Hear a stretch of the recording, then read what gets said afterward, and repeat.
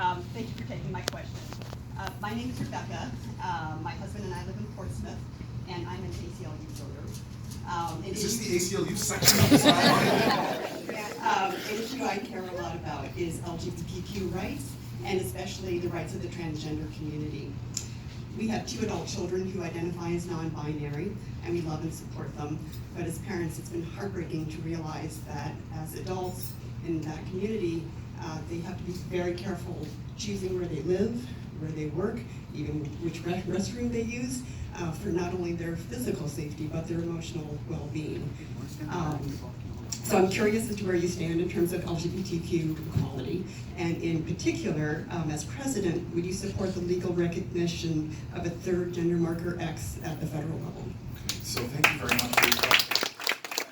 A lot of these things are very personal for those of us who have family members who are non-binary. My brother's child is non-binary. They are an amazing spirit and an advocate and a righteous leader like you are on these issues. But the great thing about this presidential election is you should ask questions not just about what you're planning to do forward, but just say, like, where were you over this last 2 decades on these issues? For people who are a little older like me, we have a record. Now, even some people in our own party were still evolving on these issues. When I was mayor of the city of Newark in 2006, the first flag that I raised when I became mayor, which was a big thing to do because it had never been raised before in front of Newark City Hall, was the pride flag. And immediately I got an avalanche of hate calls.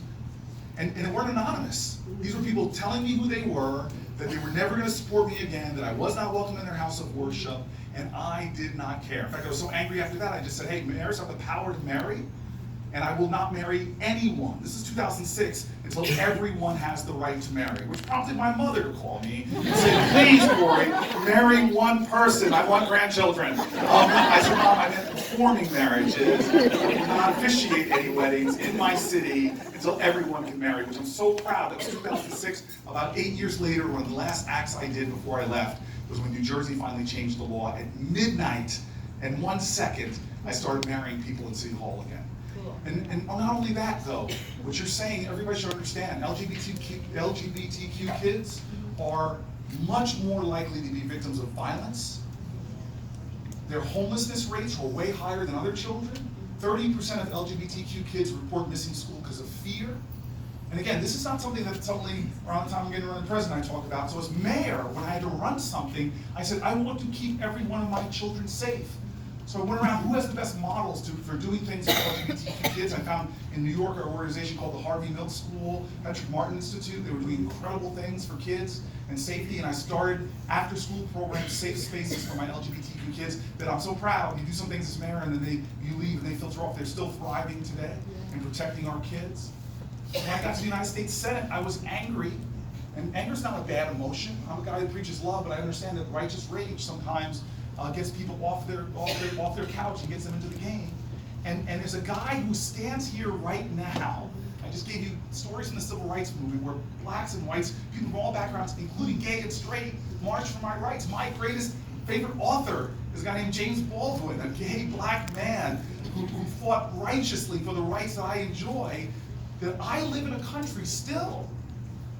We live in a country where the majority of states in America now, every state you can get married, but if you post your pictures of your wedding and your boss sees that in the majority of states in our nation, you can be fired the next day just because you're gay and have no legal recourse whatsoever. Imagine that. I remember stories from my parents about not being able to stop and shop at a certain store or use the bathroom at some places just because of the color of their skin. And please remember, people used to justify that because of their religion, to deny African Americans equal rights.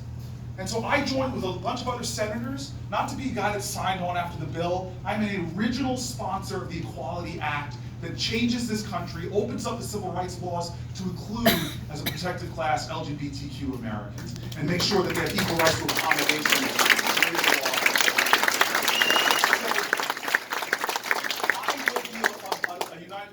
Your president that restores the transgender, the brave Americans to our military, that uses the Justice Department to fight for trans rights, and then makes sure, as your president, that my Justice Department and my Department of Education, one of the reasons I fought against Betsy Voss so much, because I knew that she removed the protections in the Department of Education's Civil Rights Division, then she would pull protections back from LGBTQ kids.